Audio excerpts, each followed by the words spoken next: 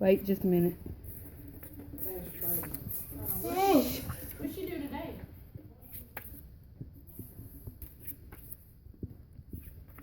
Got it?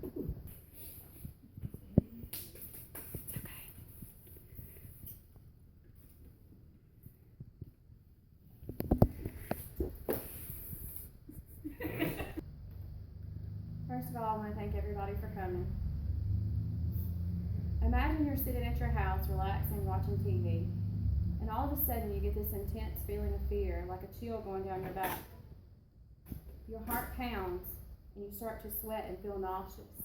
You feel like you might faint. You can't catch your breath. Your first instinct is to run away. Your second thought is that you're dying, but you're not dying. What you've just experienced is a panic attack. Panic attacks are more common than most people let on, and they're widely misunderstood. Most people think to suffer a panic attack, you have to be under extreme stress or have been through a traumatic event. And although these things can cause panic attacks, most people report that during their first panic attack, they are relatively calm or not under any noticeable stress. I know a little bit about these frightening spells because for the past 7 years, I've had panic attacks. I have also been diagnosed with panic disorder. Panic disorder is when you have multiple panic attacks within a period of 6 months to a year without any medical reason. I wanted to tell you about panic attacks so that if you know someone who suffers from them, you have a better understanding of what we go through. And I hope the information that I'm going to give you today will help someone. I'm going to explain to you what a panic attack is, causes and symptoms, who has them and why, the effects that they have on your life, and your diagnosis and treatment. First of all, before you can understand what causes a panic attack, you have to know what is a panic attack. The Anxiety Depression Association of America defines a panic attack as an abrupt onset of fear that peaks within a few minutes and has the following symptoms: palpitations or pounding heart, shortness of breath, sweating, trembling, nauseousness, choking, chest pain, and derealization. Many of these symptoms can mimic serious health problems, such as heart attacks. That's why the AnxietyNetwork.com says that most people who have their first panic attack end up in the emergency room. Although the cause of panic attacks is not known, stress is a big trigger. They can also be hereditary. You could have an illness that you don't know about, such as a thyroid problem or mitral valve prolapse, which is a heart condition that is treatable.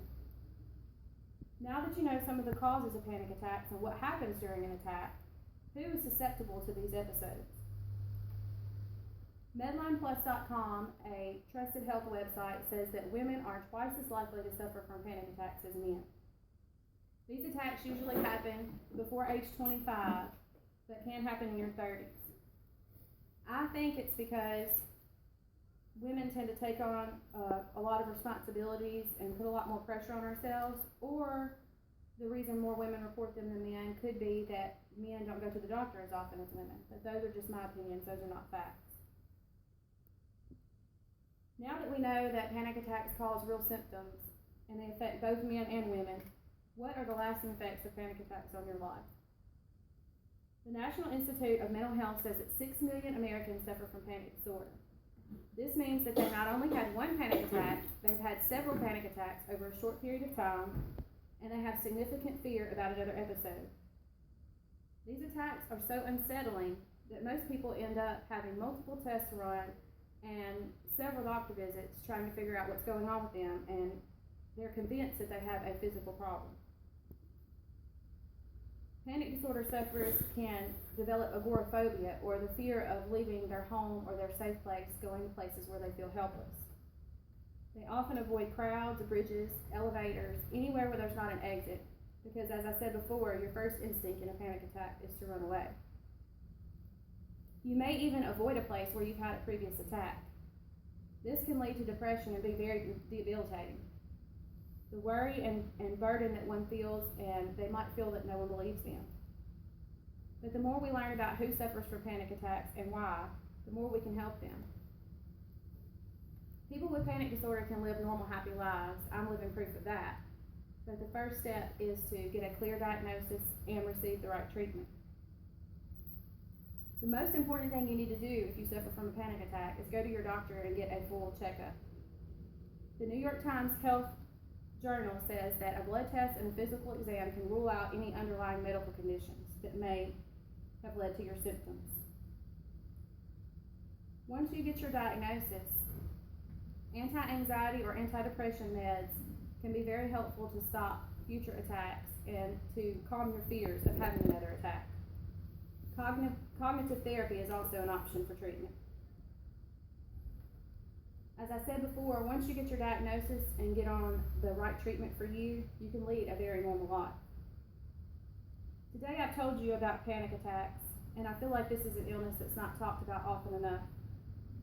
I've told you what panic attacks are, the causes and symptoms, who suffers from them, the effects they may have on your life, and diagnosis and treatment. My goal was to let you know how many people suffer from panic attacks, and that it's an illness just as much as high blood pressure or diabetes. So just because a person may seem healthy and okay on the outside, it doesn't mean that they're healthy and okay on the inside. I found a quote that kind of relates to my battle with panic attacks, and it's by Ian McLaren. It says, "Be kind, for everyone you know is fighting a hard battle." Thank you.